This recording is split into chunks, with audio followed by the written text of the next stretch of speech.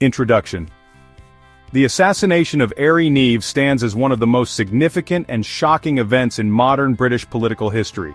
Harry Neave was not only a leading Conservative member of Parliament but also a war hero, legal expert, and trusted advisor to some of the most influential figures in the United Kingdom.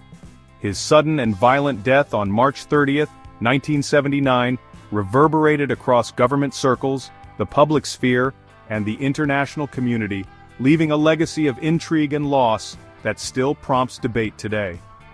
Neave's remarkable background set the stage for his prominence.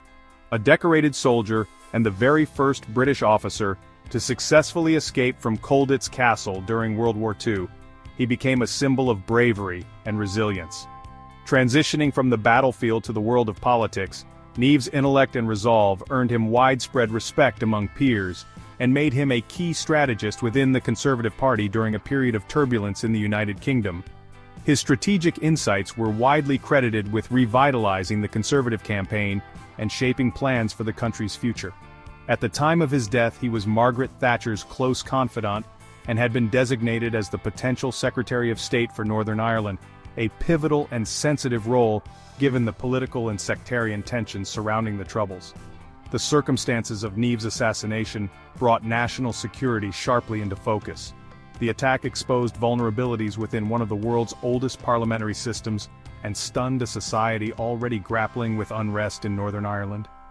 The methodical planning and execution behind the bombing, as well as the difficulty in bringing anyone to justice, have kept this case at the center of numerous conspiracy theories, historical analyses, and media examinations. Neave's life and tragic end encapsulate the era's intricate intersection between personal valor, public service, and the devastating consequences of political violence. The victim Harry Neave was far more than just a name in British political history. He was a figure of tremendous depth, resilience and influence whose life story reads like a tapestry of courage and public service. Born in 1916 into a family with a strong tradition of duty, Neave's journey began with a top-tier education at Eton and then at Oxford. But perhaps what set him apart most in the eyes of the public and his colleagues was his remarkable career as a soldier during World War II. Captured by enemy forces, Neave demonstrated his legendary resolve and ingenuity by successfully escaping from the notorious Colditz Castle, a feat that made headlines and captured the British imagination. He became the first British officer to achieve such an escape, and his wartime experiences laid the foundation for the rest of his life, one marked by a steadfast commitment to bravery, loyalty, and principled action. After the war, Neave did not rest on his laurels. Instead, he pursued a career in law, achieving distinction as a barrister. His sharp analytical mind and unwavering moral compass attracted attention within parliamentary circles, ultimately leading him to politics and the Conservative Party. As a member of Parliament, Neave built a reputation as a trusted advisor and strategic thinker, renowned for his integrity and candor even in the most fractious debates. He was respected across the political spectrum for his willingness to listen and his deep concern for the country's security and well-being. Professionally, Neave's stature was on the rise as Britain faced political and economic challenges in the late 1970s. Colleagues saw him not just as a loyal party man, but as a politician with the unusual blend of decisiveness and empathy needed for high office. By 1979, he was not only Margaret Thatcher's close confidant, but was also widely anticipated to become Secretary of State for Northern Ireland, a post fraught with peril and complexity due to ongoing sectarian conflict. In this role, many saw Neave as someone who might finally create meaningful change because of his strong-willed nature, innovative thinking, and deep sense of duty. His appeal wasn't only rooted in achievement but also in the way he carried himself. Always composed, quietly dignified, and with a certain unshakable optimism, even when facing adversity. Trusted by the Conservative Party's leadership and popular among the grassroots, he was a natural leader whose military service and legal expertise lent him credibility and gravitas. Some colleagues spoke of Neave as a mentor and anchor during turbulent times, while others regarded him as a patriot whose sense of justice extended far beyond party lines. Neave's influence, however, was not confined to policy papers or parliamentary debates. His legacy includes supporting young politicians, championing veterans' rights, and lending his voice to causes that mattered deeply to him, such as national security and justice. For many in Britain, he embodied the virtues of integrity, courage, and sacrifice, and even those who disagreed with his views could not help but respect his sincerity and devotion to public life. Harry Neave's unexpected and violent death in 1979 didn't just deprive the country of a gifted leader, it left a void in the heart of British politics, stirring a profound sense of loss that resonated well beyond the walls of Westminster. The date and location. The date and location, March 30th, 1979, stands out as a somber and unforgettable day in British political history, forever etched in the memory of both the nation and those who follow international affairs. On that fateful Friday, Harry Neave's routine transformed into tragedy, with events unfolding in one of the most symbolic and secure locations in the entire United Kingdom, beneath the hallowed ground of the Houses of Parliament in London.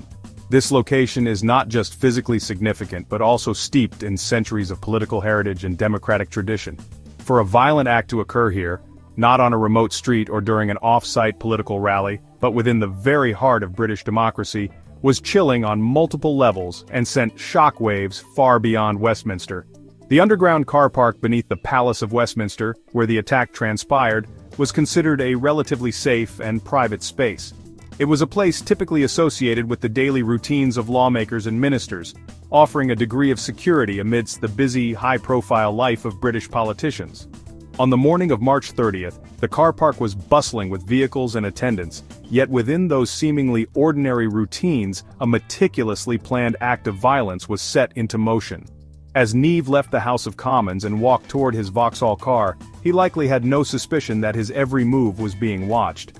The bomb, fiendishly clever in its design, had been securely attached beneath his car, waiting for the specific moment he would ascend the exit ramp.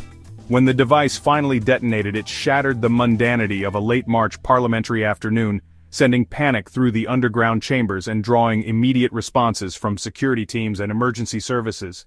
The proximity to the corridors of power highlighted the gravity of the attack. The shock of hearing the explosion reverberate through the very seat of British governance was profound. It became a clear message that not even the heart of Westminster was immune to threats posed by extremist violence.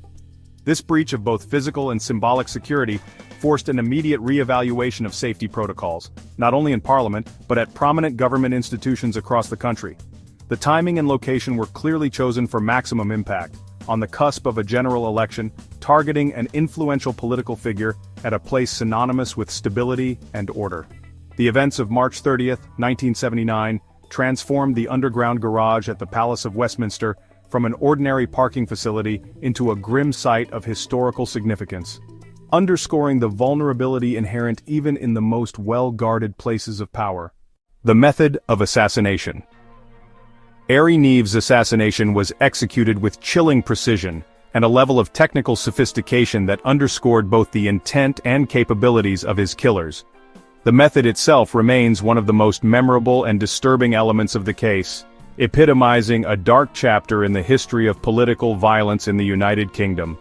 On March 30th, 1979, as Neave finished his parliamentary duties and made his way toward his Vauxhall Cavalier parked in the underground garage beneath the Palace of Westminster, the stage was set for a meticulously planned attack.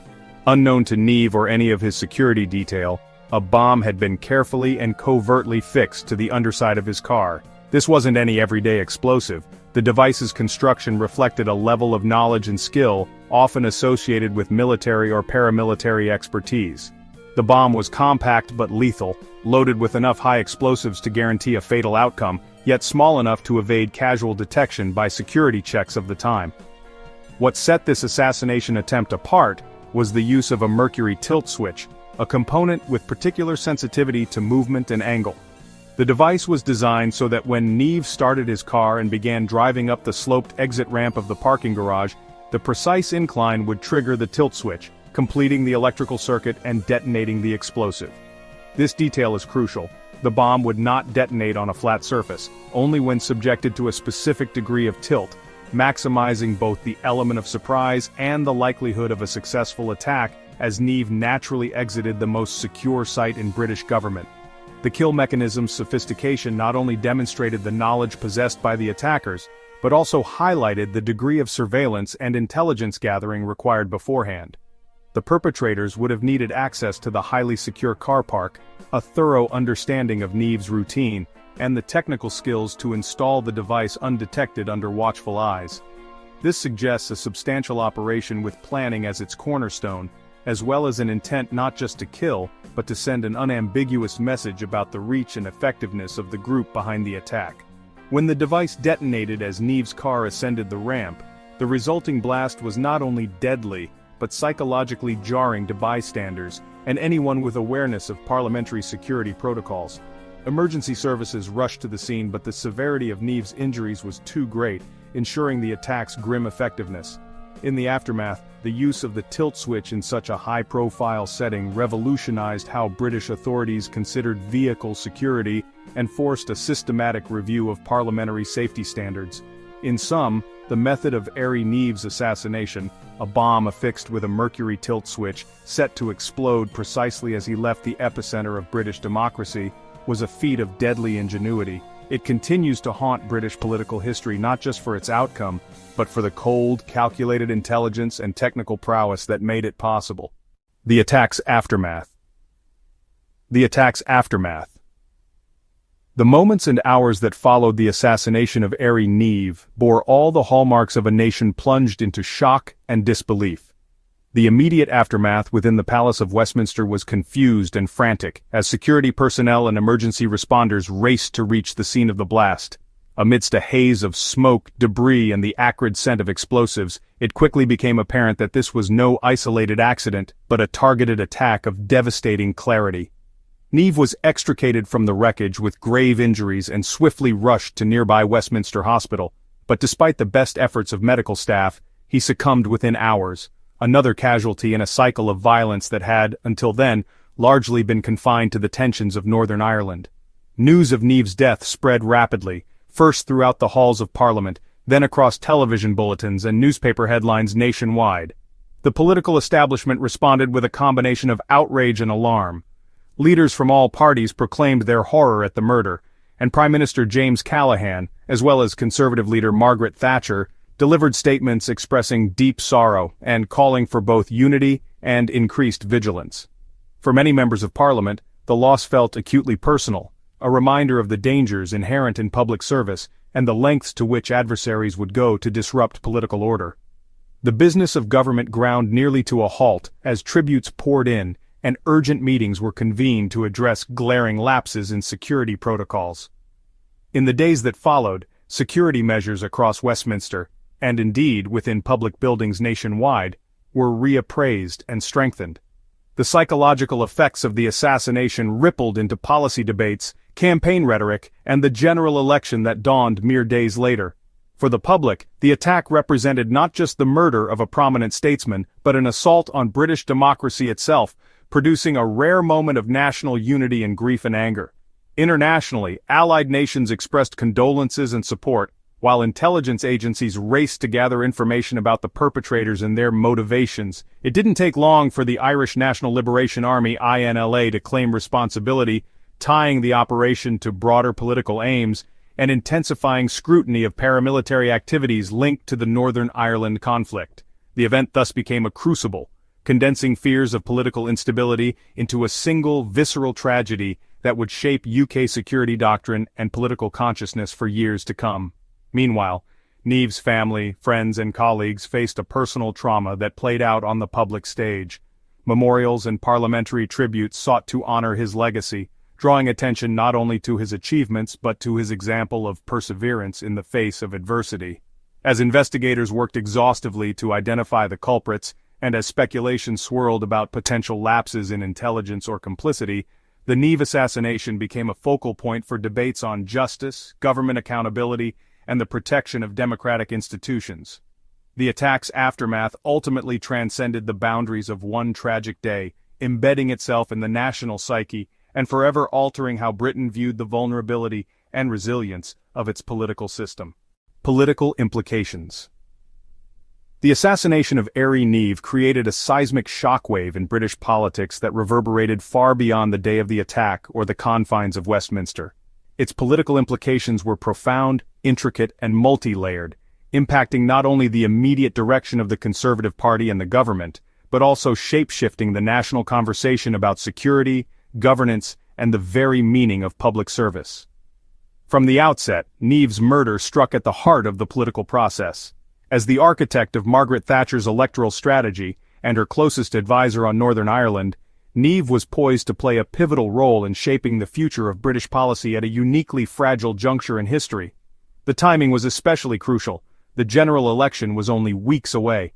With Neve's anticipated appointment as Secretary of State for Northern Ireland, his sudden absence left a major policy vacuum at the top of the Conservative Party, forcing a scramble to find both a strategist and a strong hand to handle the troubles. Neve's reputation for no-nonsense, resolute action was widely seen as the antidote to years of vacillation and violence. His death both deprived the party of much-needed grit and signaled to enemies that even the most secure figures were vulnerable. The murder effectively jolted the election campaign. The sense of national vulnerability and the urgent need for stronger leadership echoed in campaign rhetoric and public addresses. The assassination brought security, terrorism, and the challenge of Irish nationalism to the forefront of political debate, compelling parties to clarify their positions and the British public to confront the costs of ongoing conflict. It arguably gave an emotional edge to the Conservative campaign, fueling calls for more assertive policies in Northern Ireland and across the UK. Although the party's eventual victory can't be singularly attributed to the attack, many analysts argue that the national mood of outrage and the narrative of threatened democracy helped rally voters behind Thatcher's tough-on-security platform. Beyond the ballot box, the implications radiated outward. Neve's murder forced an immediate, often uncomfortable, re-examination of Britain's security apparatus. Once considered sacrosanct and impenetrable, the assumption that Parliament was immune to political violence was shattered. The serious lapses in protection for MPs, especially those known to be at high risk, came under withering scrutiny. In the months and years that followed, physical security at Westminster and around senior politicians was overhauled. Measures that today seem routine, more robust checks, controlled parking, closer personal protection, found their origins in the response to this event. The notion of the soft target underwent a profound recalibration. Within Northern Ireland, the ramifications were especially stark. Neve had been marked as a force for dramatic change, neither appeasing paramilitary factions nor resigned to deadlock. His pledges to reassert lawful authority, support loyalist communities, and bring new resolve to the troubles were read both as a promise of stability by some and a threat by others. His death not only intensified fears of further escalation but sowed fresh doubts about whether peace or even progress was possible through conventional means. Some communities saw the assassination as proof of the reach and capability of radical groups, while for others it symbolized the depths of division and urgency for reform. Politically, Neve's absence was felt in the kinds of policies and reforms that were implemented. A shift in dynamics at the top of the Conservative Party was palpable. Successors moved with greater caution, perhaps less inclined to take the hardline positions Neve had championed. In the corridors of Whitehall, the avoidance of perceived risks subtly shaped decision-making. Where Neve might have pushed for bold, even controversial initiatives, others often favored incremental or defensive measures. The resulting sense of drift in policy circles helped prolong the cycles of uncertainty that characterized the early Thatcher years, especially concerning Northern Ireland. On a broader canvas, the moral force of Neve's murder energized debates about extremism, free expression, and the responsibilities of political leadership. Swift passage of new security legislation, shifts in intelligence gathering, and reorganization of government priorities all found justification in the crisis precipitated by his death. The government, wary of real and symbolic vulnerabilities, invested more heavily in counter-terrorism resources. At the same time, questions persisted about civil liberties, democratic accountability, and the fine line between prudent security and overreach, a tension that remains live in Britain to this day. The attack also had a chilling effect on the willingness of talented individuals to pursue public office. Witnessing that even the most well-defended, respected figures could be targeted, some potential leaders hesitated to step into the political fray. This impact on the political class, its culture, its courage, its willingness to innovate, was subtle but profound. Internationally, the assassination reverberated across Allied capitals, prompting both sympathy and anxiety. For partners in Europe and the United States, the murder was a dark reminder of shared vulnerabilities in the late Cold War world. Domestic instability could be exploited by determined radicals. Joint intelligence efforts with the United Kingdom were, over time, enhanced, and the lines between foreign and domestic security threats grew increasingly porous in official thinking. In sum, the political implications of Harry Neave's assassination are manifold. The loss altered not just the who of British leadership but the how of its operations, inspiring new policies, modifying debates, and intensifying the balance between openness and vigilance. The event stands as an enduring case study in the unpredictable, far-reaching effects that the violent loss of a single leader can unleash on the political life of a nation. Margaret Thatcher, the Conservative leader, had identified Neave as the future Secretary of State for Northern Ireland, highlighting the significance of the assassination ahead of the election. Responsibility claimed. The aftermath of Harry Neave's assassination was marked not only by public grief and political crisis, but also by the urgent question of who was responsible for such a high-profile, meticulously executed attack. The answer, at least on record, came relatively quickly. The Irish National Liberation Army, INLA, stepped forward to claim responsibility. This announcement would become a defining moment, not just in the investigation itself, but in the broader narrative of the troubles and the challenge posed to British state authority by paramilitary groups. Yet, understanding the full significance of this claim demands a careful examination of the INLA's motives, methods, and the global reaction that followed. The INLA was, at its core, a splinter group that had broken away from the more established Irish Republican Army, IRA, in December 1974. Motivated by a vision of radical socialism intertwined with Irish republicanism, the INLA saw violence as a legitimate means to dismantle British influence in Northern Ireland, and by extension, wield influence at the very heart of the British establishment. By the late 1970s, the organization had become notorious for its brutal tactics, assassinations, bombings, and kidnappings, often targeting figures who they perceived as obstacles to their aims. Harry Neave, with his reputation as a tough-minded strategist poised to become Secretary of State for Northern Ireland, fit their definition of a high-value target. The symbolism of eliminating a man so closely tied to the Conservative Party's Northern Ireland policy was, in their eyes, profound. The INLA did not delay in taking credit. Within days of the bombing, the group issued statements to news organizations, framing the assassination as a deliberate blow against what they described as imperialist oppression. Their communiqué described Neave as someone they believed had orchestrated policies of repression against Republicans and nationalists. In their rhetoric, the murder of Neave was not merely revenge, it was intended as a warning to the British government.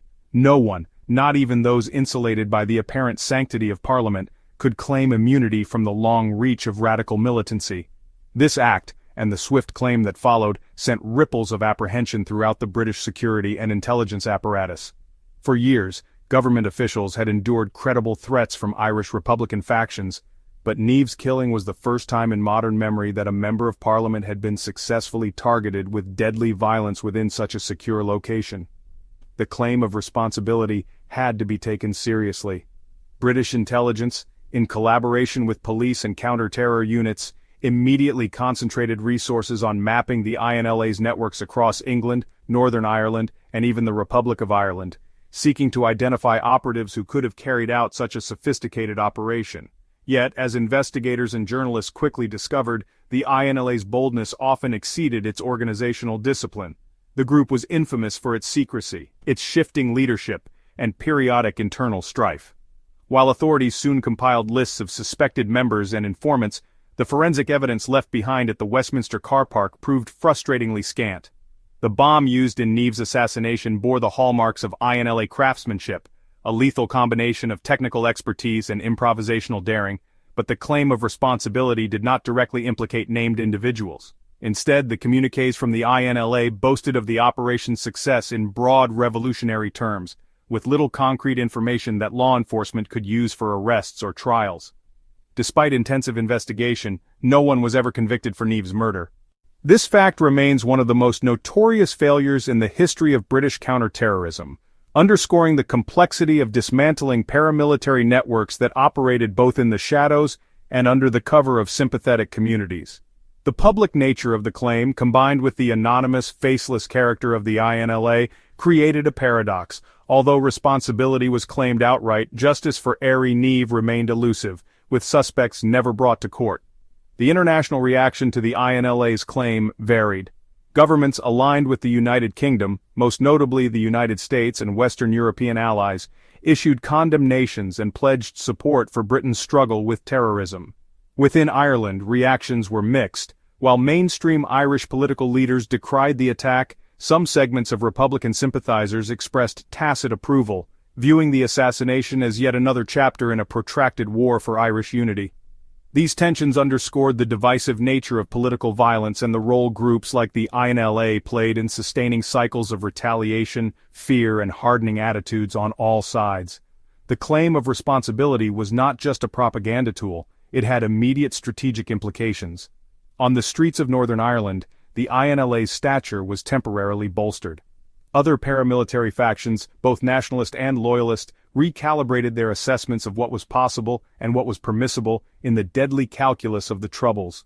The British government, meanwhile, was forced to reconsider its security protocols, not only for Parliament but for high-profile political figures who were increasingly being viewed as targets rather than untouchable elites. Interestingly, some analysts at the time and in the decades since have questioned whether the INLA acted alone.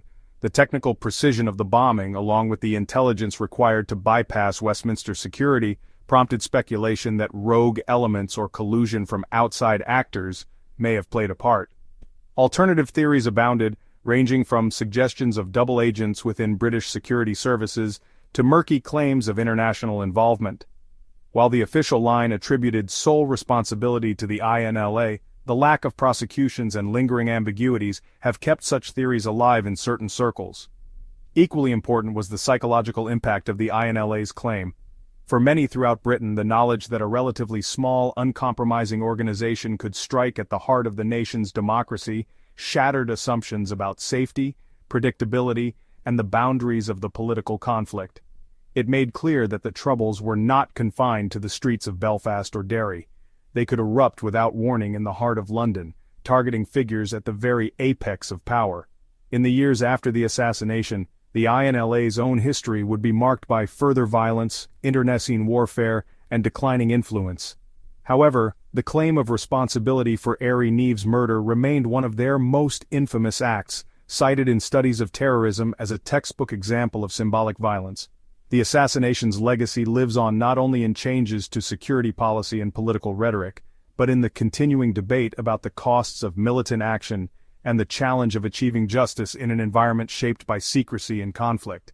Ultimately, the INLA's claim of responsibility cast a long shadow over the investigation, British politics, and the collective consciousness of a society suddenly reminded of its vulnerabilities. It underscored how, in an era of polarized ideologies and militant ambitions, the act of claiming could itself be a weapon as consequential as the bomb it followed.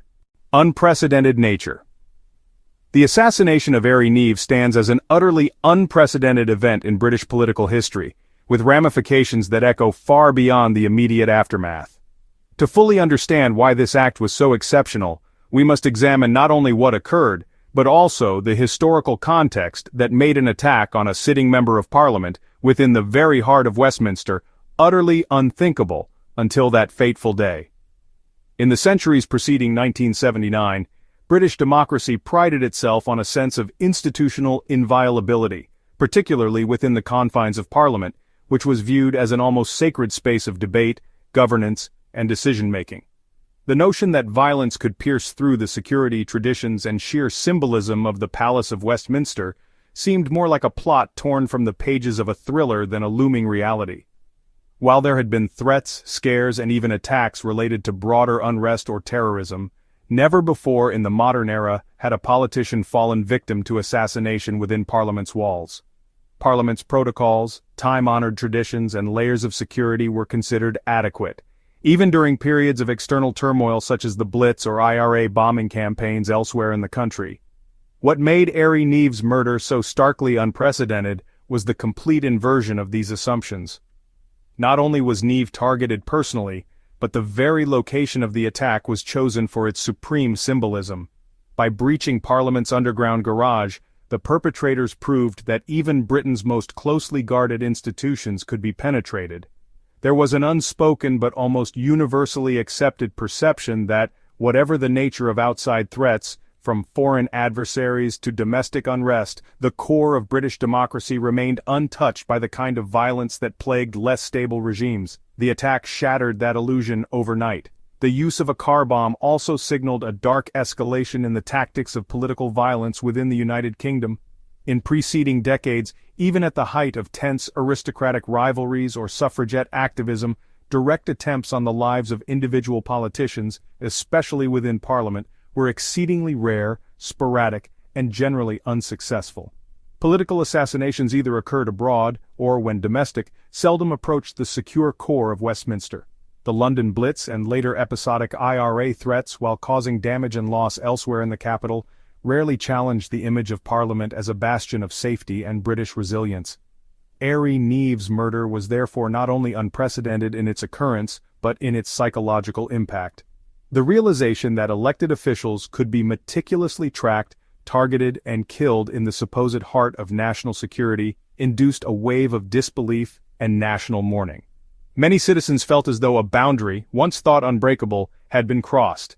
After the attack, lawmakers and security professionals were forced to admit that old-world assumptions about immunity and institutional sanctity had become dangerously outmoded.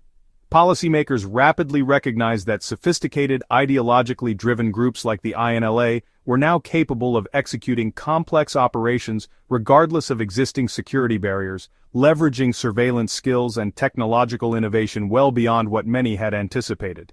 The event prompted British society to confront uncomfortable truths about its vulnerabilities in the modern era. No longer could Parliament rest on tradition and symbolism as its shield. The attack exposed gaps in surveillance, vetting, and physical controls, sparking a complete overhaul of what security inside government buildings meant.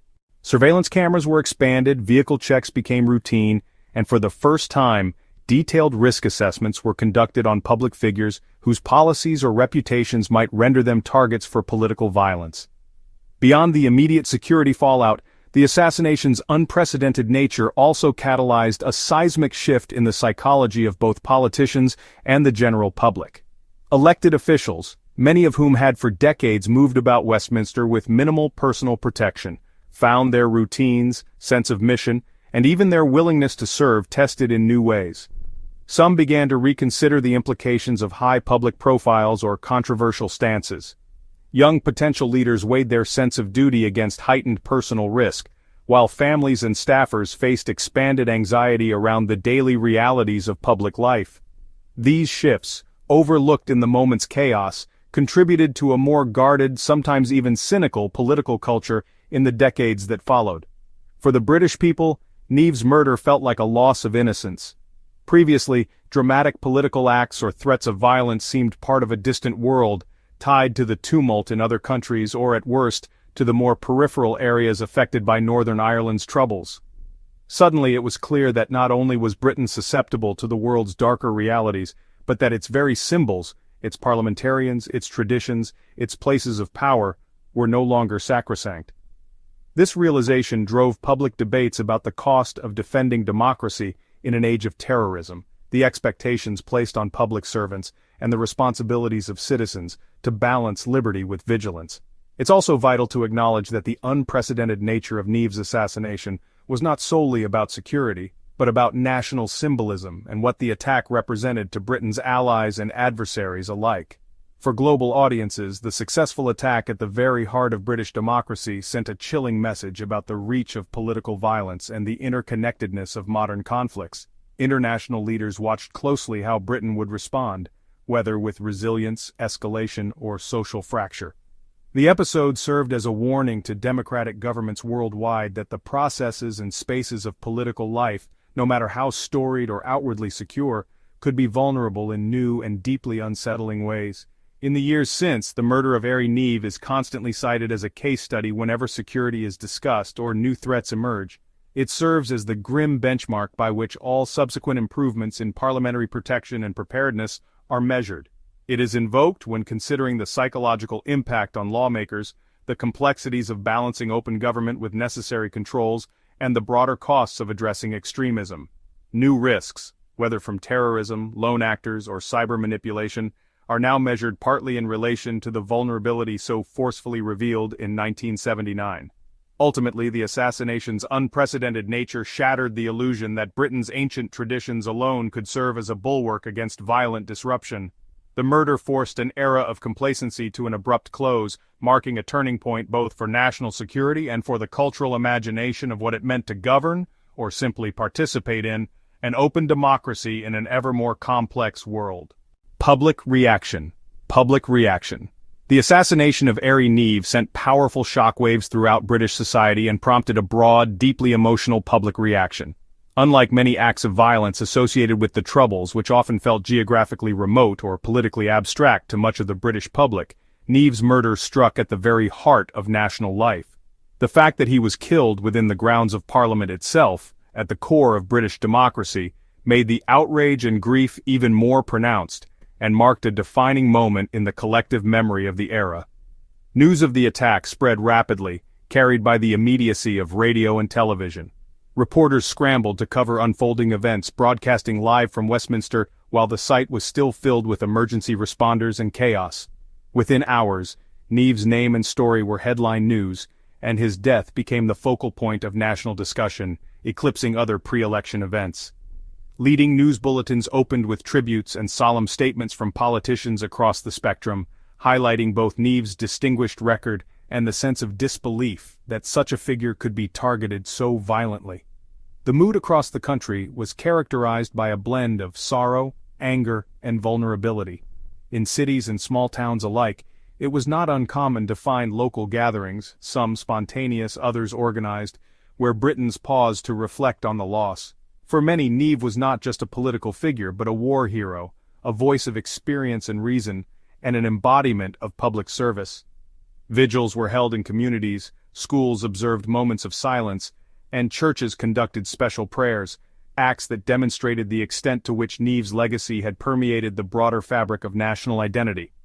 Condemnation of the attack was swift and nearly universal. Statements from Prime Minister James Callaghan, Conservative leader Margaret Thatcher, and members of Parliament from all parties captured the prevailing sentiment. An attack on Neave was an attack on the democratic system itself. The airwaves carried calls for unity, resilience, and a refusal to be cowed by terrorism. In Parliament, colleagues gathered for urgent debates and delivered impassioned tributes to Neave's memory. Many MPs spoke candidly about their sense of shock, with some voicing concern for their own safety for the first time in living memory. For ordinary citizens, the incident raised profound questions about the safety of public officials, the sanctity of Parliament, and the reach of political violence. Letters to newspapers and phone-in radio shows became outlets for public opinion, with people voicing their fears about national security and the integrity of the British way of life. Some called for stronger protections for politicians, while others warned against overreacting in ways that might restrict freedoms and disrupt parliamentary openness. The attack also resonated deeply with veterans and military families, many of whom identified with Neave's wartime experiences and saw his death as a loss for their communities. Organizations representing former servicemen released statements mourning his passing and urging that his commitment to country and duty continue to be honored. The emotional resonance of the assassination extended far beyond the United Kingdom.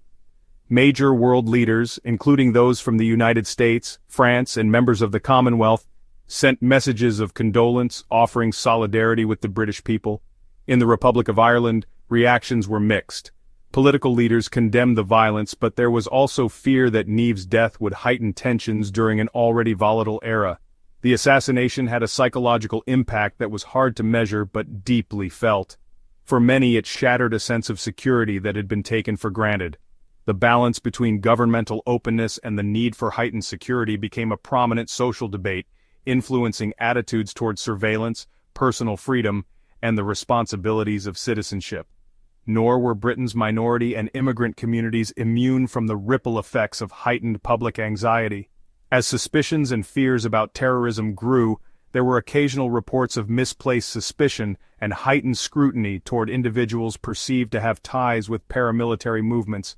Political leaders, faith groups, and community advocates worked to ensure that public reaction did not turn to scapegoating or prejudice, emphasizing unity in the face of adversity.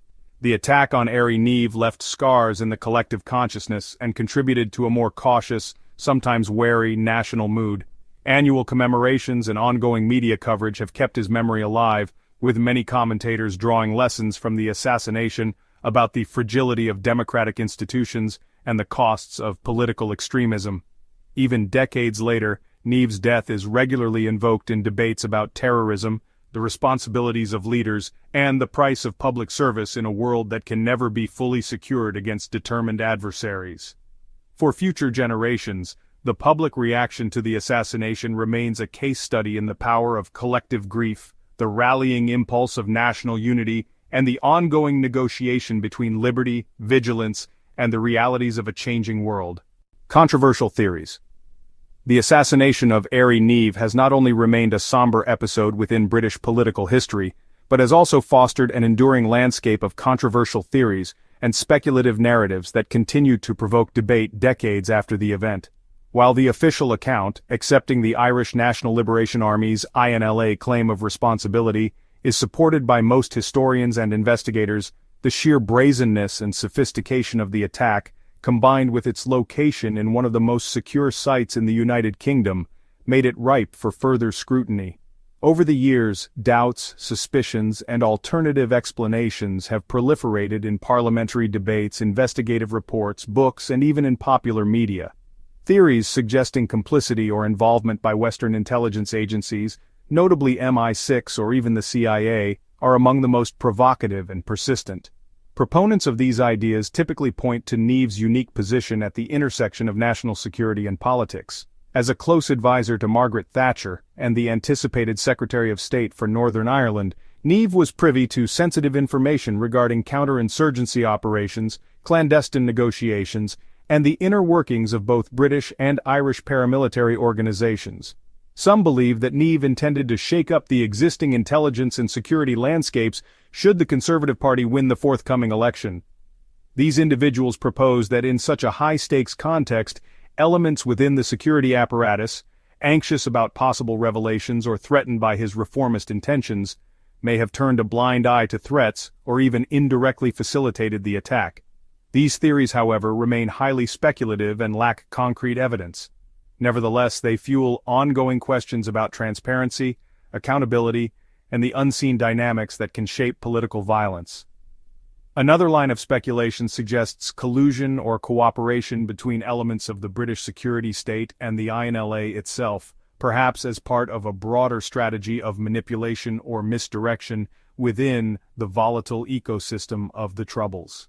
In this scenario, the assassination is recast not as a purely paramilitary operation, but as the product of murky relationships, double agents, or dirty war tactics designed to serve larger, sometimes even contradictory objectives. Those giving credence to this theory cite the unresolved nature of the investigation, the absence of successful prosecutions, and certain irregularities in how evidence was collected and communicated to the public. Adherents often reference other controversial episodes from the era in which both the British and Irish authorities were accused of covert operations involving informants embedded within paramilitary ranks. Motivations for an inside job or collusion theory are varied but usually revolve around the fear that Neve, with his robust anti-terror approach and uncompromising stance, was poised to reveal information damaging not only to paramilitaries, but potentially to segments of the British government or international partners who had engaged in delicate, sometimes ethically ambiguous dealings. Documented tensions between different branches of British intelligence as well as historic rivalries between Whitehall MI5 and MI6 are sometimes cited as circumstantial support for the idea that internal factions may have unintentionally allowed or deliberately engineered circumstances favoring the assassination. Critics of these theories, however, point out that no credible whistleblowers or declassified documents have yet provided the sort of smoking gun needed to transform speculation into substantiated fact. Adding further complexity are allegations suggesting involvement by foreign intelligence services, whether from Soviet bloc states, an ever-present fear given the Cold War backdrop, or from clandestine Irish Republican networks with international sponsorship. Some narrative threads explore whether Neve was targeted not just because of his anticipated Northern Ireland policies, but due to his broader connections and attitudes toward global anti-communist strategies. During an era marked by international intrigue, espionage, and proxy violence, These theories weave together the local and the global, arguing that Neve's assassination resonated well beyond Britain's borders and may have suited interests outside of the immediate British-Irish conflict. One of the more intriguing, though still unsubstantiated lines of inquiry concerns the methodical nature of the attack and the implication it has for support on the inside. Critics have long asked how famliy operatives with limited resources compared to state agencies could have bypassed multiple layers of security to plant and successfully detonate a sophisticated bomb in such a high-security location. Aspects such as the use of a mercury tilt switch, considered advanced technology at the time, have provided fodder for those suggesting either an unusually skilled famliy bomb maker or covert assistance, either willingly or through inadvertent leaks. The absence of convictions and the fact that so many details remain officially classified or ambiguous have only encouraged these narratives to flourish. Several authors and retired intelligence officials have gone on record stating that unanswered questions still hang over the case, ranging from closed-door parliamentary briefings to redacted documents and lost surveillance footage. Public frustration is furthered by the lack of closure for Neve's family and supporters, who reiterate demands for a full and independent inquiry into the conditions leading up to and following the assassination. The media and popular culture have played a significant role in sustaining controversy. Numerous documentaries, dramatizations, and investigative podcasts have revisited the case, often amplifying supposed inconsistencies in the official record or interviewing former insiders who hint at suppressed truths without ever making conclusive revelations. This blend of legitimate inquiry and speculative storytelling keeps the debate alive in the public eye, ensuring that new generations encounter the mystery not only as a chapter of history, but as an unresolved puzzle. Each fresh book, expose, or commemorative program revives interest in possible hidden hands or buried secrets, further entrenching the notion that the whole truth has yet to surface. It is important to recognize, however, that none of these controversial theories has moved beyond the realm of conjecture. Despite persistent rumors, academic studies and official reviews continue to uphold the original narrative, that famliy operatives, motivated by ideological fervor and supported by a network of sympathizers, succeeded through a mixture of daring, skill, and circumstantial lapses in security. Every alternative explanation so far has been unable to breach this consensus with verifiable new findings. Nonetheless, the continued suspicion and scrutiny speak volumes about the era's climate of distrust, the lessons of the Troubles, and the difficulties of drawing clear lines between fact and possibility in cases where political violence intersects with the shadows of intelligence operations. In conclusion, while the assassination of Neve is most readily understood as the outcome of famliy objectives and the volatile politics of late 1970s Britain, the proliferation of controversial theories about who truly orchestrated and enabled the attack reflects broader anxieties about transparency, government power, and the unpredictability of political conflict. Until all relevant documents are fully released or new testimonies emerge, the assassination is likely to remain a fertile ground for speculation, debate, and a symbol of the unresolvable ambiguities that can haunt the history of any democracy. Unresolved justice.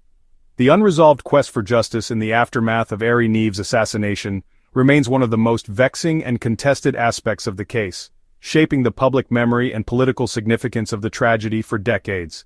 Despite intensive investigation, abundant public outcry, and the highest levels of governmental concern, no individual has ever been brought to trial or convicted for the murder. This legal vacuum has not only complicated the process of national healing but has fueled suspicions, nurtured conspiracy theories, and left both Neve's family and the broader public in a prolonged state of frustration and uncertainty. Immediately after the assassination, law enforcement agencies and the security services launched a massive investigation. The context was extraordinary. A senior member of parliament had been killed at the heart of Britain's government during a period of heightened political tension. Dozens of officers from the Metropolitan Police, as well as counter-terrorism and intelligence agents, flooded the crime scene beneath the Palace of Westminster for forensic evidence, witness accounts, and any signs that might connect the perpetrators to the device or act. Early efforts involved checking security camera footage, interviewing members of parliament, parliamentary staff, automobile park attendants, and anyone present in the vicinity on the fateful day. The bomb itself, having detonated with precision, offered only scant physical clues, forcing investigators to rely heavily on procedural deduction and informant networks. Initial suspicion quickly fell upon Irish Republican groups, particularly after the INLA publicly claimed responsibility. Still, the very sophistication of the attack, its location, and the lack of immediately available suspects complicated the investigative efforts. British intelligence undertook an extensive review of known INLA operatives, sympathizer networks operating in and around London, and potential collaborators within the Republic of Ireland and Northern Ireland. Despite increased surveillance, a series of raids, and ongoing collaboration with Irish authorities, actionable evidence remained maddeningly elusive. The mercury tilt switch technology used in the bomb drew attention to a handful of suspected bomb makers, but none of the intelligence ever translated into conclusive, prosecutable evidence. In the aftermath, several arrests were made of individuals suspected of involvement in paramilitary operations. However, most were held on the basis of unrelated charges or due to insufficient credible links to the Niamh assassination. Suspects were questioned for long hours, some held in custody and subjected to the full extent of police interrogation policies available at the time, yet no admissible confessions or material breakthroughs emerged.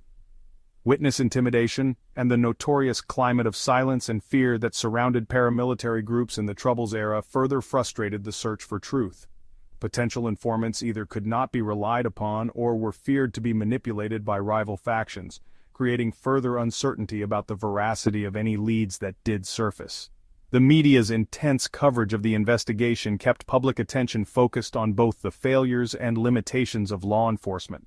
Public anger grew as weeks turned into months and then years, with no meaningful developments announced. Parliament debated the state of the investigation multiple times, with calls from both major parties for more transparency, higher funding, and, eventually, external oversight. Successive Home Secretaries and police commissioners faced withering questions regarding the allocation of resources, the sharing of intelligence between various agencies, and the frustrating lack of results. The government periodically released updates intended to assure the public of progress, but much was couched in generalities or classified for reasons of national security. The lack of justice in Niamh's murder has had significant implications for his family as well.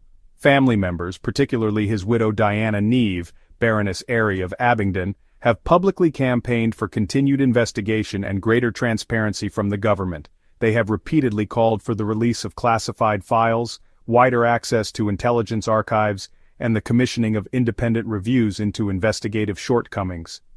For the family, the absence of accountability represents not just a personal tragedy, but a moral failure with ramifications for the integrity of the state. For the wider public, the unresolved nature of the case is a lingering wound.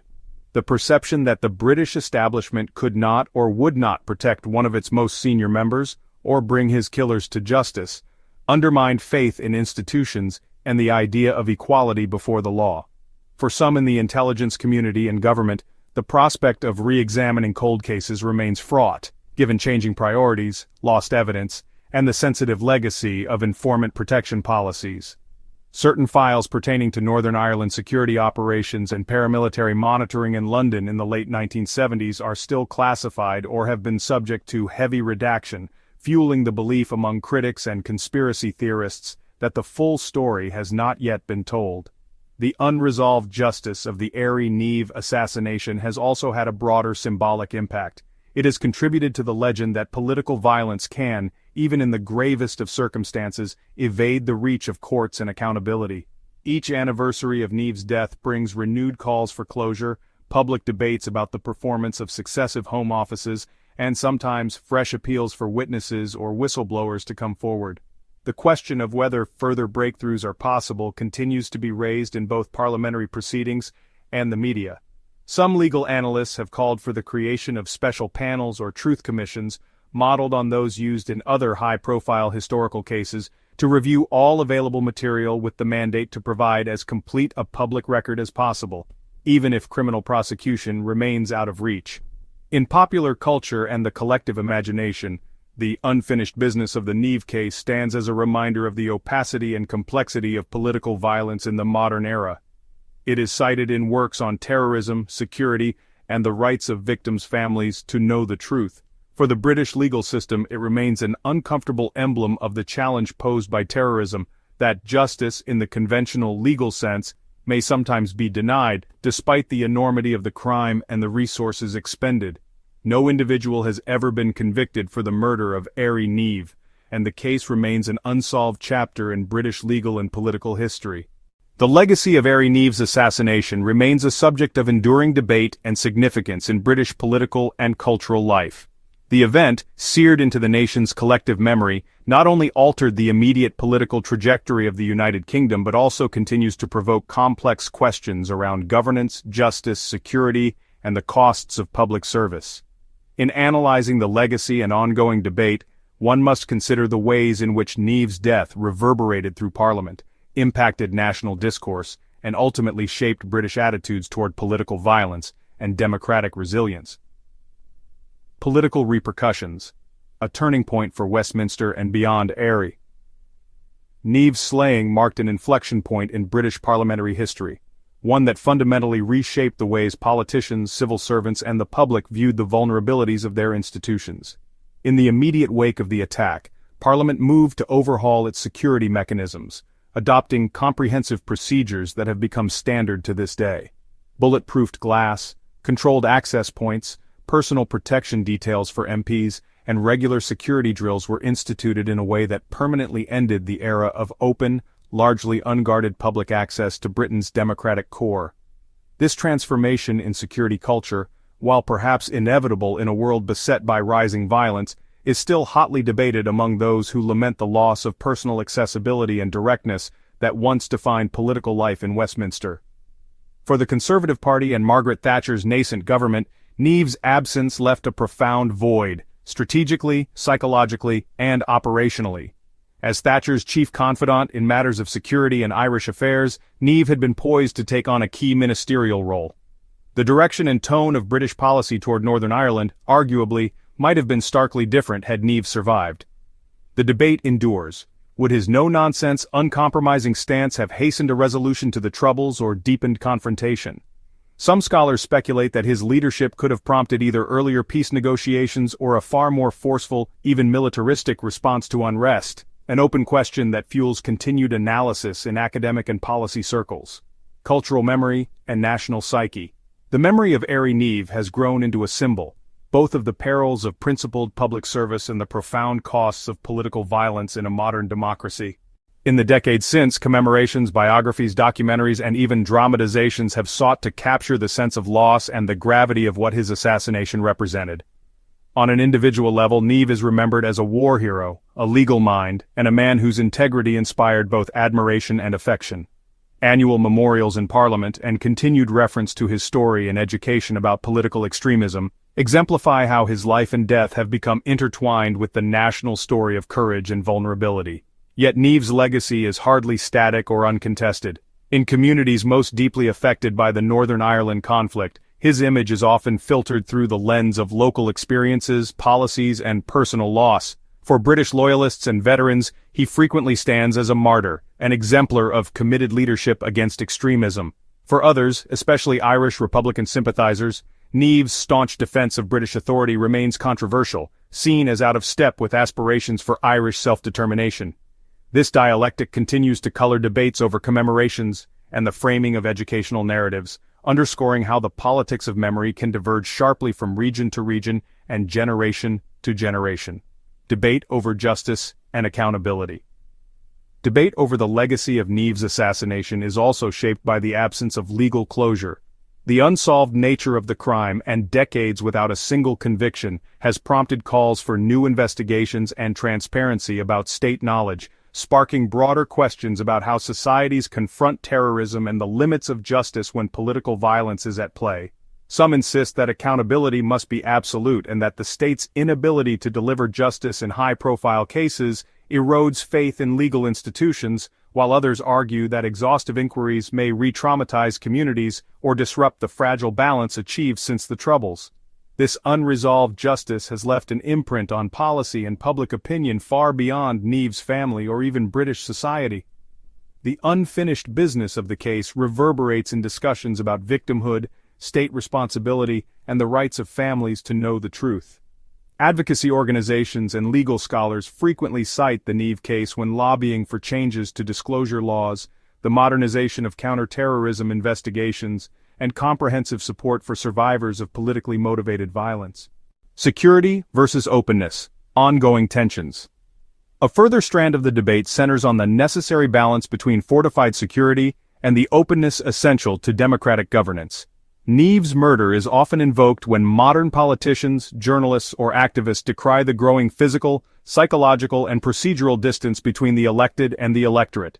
Security reviews and lockdown policies, stretching from parliament to local councils, have drawn criticism for stifling debate, discouraging public engagement, or feeding a climate of suspicion that some believe is antithetical to open society.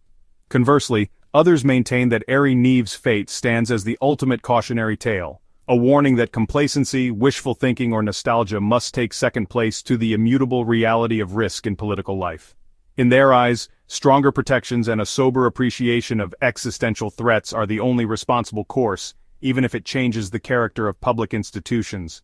Impact on future generations and comparative lessons. Neve's assassination and the debates that have followed serve as a template, and sometimes a warning, for subsequent generations of British politicians and lawmakers. Rising leaders are reminded sometimes bluntly of both the costs and rewards of national service. Potential candidates and civil servants weigh not only the policy challenges, but also personal risks, especially in periods of domestic or international insecurity. The legacy of Neve looms large in discussions about how best to recruit, prepare, and sustain principled leadership in the face of danger. Comparisons are frequently drawn between Neve's murder and the assassinations, attempted killings, or intimidation faced by political leaders globally.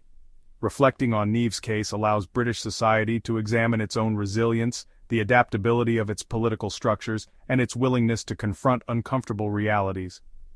Debates take up not only the specific circumstances of 1979 but also the evolving threats of terrorism, cyber-sabotage, and the radicalization of both fringe and mainstream movements in the 21st century. Broader societal impact. The enduring legacy of Neve's assassination extends even into the realms of public discourse about heroism, martyrdom, and the responsibilities of the state to its most public-facing citizens. His story, and the open-ended questions it left behind, have informed the curriculum in schools, inspired creative works, and provided material for scholarly study in history, political science, and criminology. His name resurfaces during national anniversary commemorations, in political speeches designed to unite against extremism, and every time a new threat to parliamentary security is uncovered. In the world of counterterrorism, Neve's case is regularly referenced when discussing best practices, the evolution of threat assessment, and the difficult trade-offs between transparency and secrecy. Law enforcement and intelligence agencies have, on numerous occasions, cited lessons learned from the aftermath of his assassination when preparing for events such as state visits or responding to emerging threats. The debates fostered by his legacy serve not just as reminiscence, but as orientation points for forward-looking policy and prevention. A living debate, interpretation, meaning, and the lessons of history. Ultimately, the legacy of Ari Neve's assassination is not static. It is a living, evolving debate. Scholars, lawmakers, journalists, and the general public return time and again to the event, seeking renewed understanding about the dangers of ideological extremism, the vulnerability of democracy, and the meaning of sacrifice in the public arena. New findings, historical reinterpretations, and changes in Britain's social and political context constantly update the ways Neve's story is retold and understood. For some, the core lesson is a reaffirmation of the British spirit of resilience, a narrative in which the nation weathered a grievous wound yet never relinquished its commitment to parliamentary democracy. For others, Neve's death remains a somber warning of the high cost of complacency, a call to vigilance and reform in the face of constantly evolving threats. Still others see in the continuing debate opportunities for healing, for civic engagement, and for building bridges across political or generational divides. As the decades pass, Ari Neve's assassination continues to function as a touchstone for discussions on security, accountability, the meaning of public service, and the risks, both historic and contemporary, of political life. The open debates it inspires serve as a testament to democracy's ability to reckon openly with its own traumas and to find meaning, if not always resolution, in the recollection and contestation of its hardest lessons.